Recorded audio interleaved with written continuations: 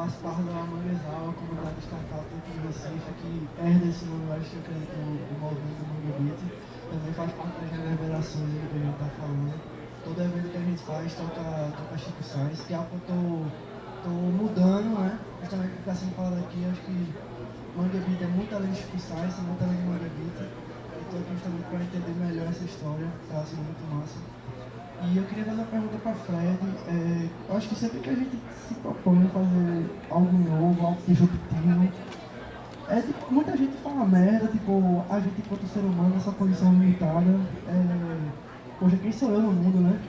E tu escreveu ali um manifesto que, tipo, até hoje o pessoal fala disso, do movimento que até hoje fala disso. E o que é que você, eu queria assim, saber o que é que, tipo, qual foi, assim, a tua qualidade, assim, a tua mentalidade, o que é que você, tipo, poxa, isso aqui que eu fiz foi massa, essa minha atitude de ser, de existir foi massa, eu repetiria. E outra coisa, o que é que você não faria, o que é que você teria feito diferente para ter impulsionado isso ainda mais?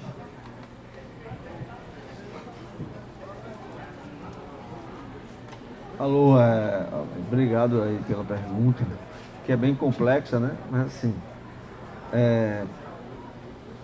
velho, é o seguinte, eu acho que eu tive sorte, em certo sentido, de que nos anos 80, eu montei uma banda de garagem, que era o Mundo Livre S.A. em 84, e que na época eu não tinha a menor noção de que aquilo ali poderia virar algo profissional, porque eu fazia faculdade, meu irmão tinha um emprego numa fábrica de prancha, meu outro irmão tinha um emprego carregando pneu, não era pneu de carro, era pneu de ônibus, e ele virou baterista, ele passava o dia carregando pneu de ônibus numa empresa de transporte.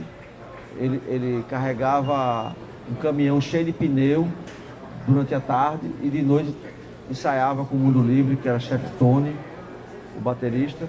E eu fazia faculdade, meu outro irmão se fudia fabricando prancha. E a gente encarava aquilo como uma forma de não se matar, de não se jogar do prédio e sobreviver. Então, assim, não imaginava nunca que isso viria e poderia virar uma forma de arte, uma forma de... Enfim, até que, um certo momento, a gente conheceu o Chico, conheceu o Lúcio, conheceu o Jorge. É bom salientar que a forma como se desfrutava de música naquela época, a forma como se construía um legado de música era completamente diferente do século atual, porque naquela época, para você criar o seu legado, você tinha que sair do sofá. Tipo, eu tenho 2 filhos, um de 12, aliás, desculpa, um de 22 e um de 19. E eu vejo como é que essa geração começa a desfrutar de música. É o seguinte, o moleque a família tem um plano família de YouTube ou de Spotify, o caramba. Aí o moleque ali não sabe nada de música, mas aí ele tem um plano familiar e aí ele clica ali por curiosidade, por uma foto ou por qualquer coisa, por um tipo de música pela primeira vez. Então, rapidamente, os algoritmos vão jogando aquilo ali para ele de todo que é lugar do mundo, das décadas, das galáxias, de tudo. Então ele não precisa se mexer. Então a formação dele é completamente passiva. Isso não era a realidade da minha época. O século XX, a gente tinha que ser, principalmente no Nordeste, completamente fora da indústria do entretenimento, fora de tudo isso. A gente no Nordeste tinha que ser protagonista da nossa formação.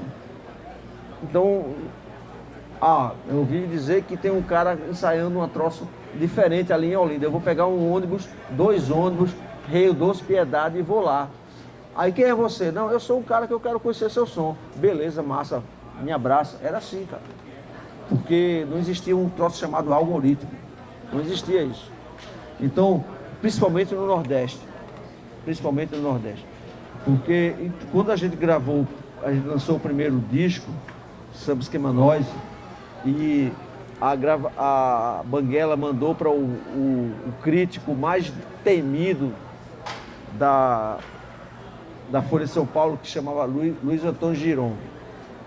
Aí era um cara que, por exemplo, a gravadora que bancou o nosso álbum foi o Banguela, que era dos Titãs. Os Titãs tinham ódio desse cara, Luiz Antônio Giron, porque ele tinha criticado o último disco dos Titãs. Aí esse cara é o cara mais chato, mais ranzinza, mais escroto do circuito da crítica. E vocês tiveram o azar de que o disco foi parar na mão dele. Beleza, aí a Folha me chamou. Aí eu fui, na véspera do disco ser lançado, a Banguela mandou o disco pra Folha e a Folha me chamou. Aí eles souberam, puta que pariu, te fudeu, cara. Porque quem vai lançar a resenha é o Luiz Antônio Giron. Aí o cara me chamou, eu fui lá. Aí o cara começou a me perguntar coisa, perguntou isso, perguntou aquilo, perguntou como foi, como é que você descobre música. Aí eu falei, não, velho, a gente baixa BBC de Londres, ouve lá de madrugada, a gente vai no aeroporto, sabe qual é o dia que chega a The Face, a New Musical Express, todas as revistas importadas, que é o único lugar que chega, é no aeroporto. Aí a gente foi falando. Aí ele começou a falar. Aí ele disse, olha, eu ouvi o teu disco. Aí ele disse assim, pra mim, esse é o disco do nosso século. Sacou? Aí ele falou isso, cara. E ele disse assim, eu comecei a entender um pouco do teu disco mais ainda ouvindo o que você falou. Porque é o seguinte, para quem estava em São Paulo, ouvir uma coisa que tinha sido lançado um ano antes na Inglaterra, na Alemanha, sei lá na onde, Seattle, era uma coisa. Mas para quem estava em Recife era diferente. Aquilo ali era a nossa vida. A gente tinha que sair, a gente tinha que ser protagonista daquilo ali. Para São Paulo não, ali era mais uma porra que estava saindo. Então ele entendeu isso. E assim, tanto ele quanto a editora da Folha de São Paulo, na época, que era Bia Bramo, eles disseram assim, isso é o disco da geração 90. Sacou? E eles não falaram isso da geração 90 de Recife ou do Nordeste. Eles falaram, é o disco da geração 90. É isso, cara. Galera, eu tô minha fichinha aqui cheia de perguntas para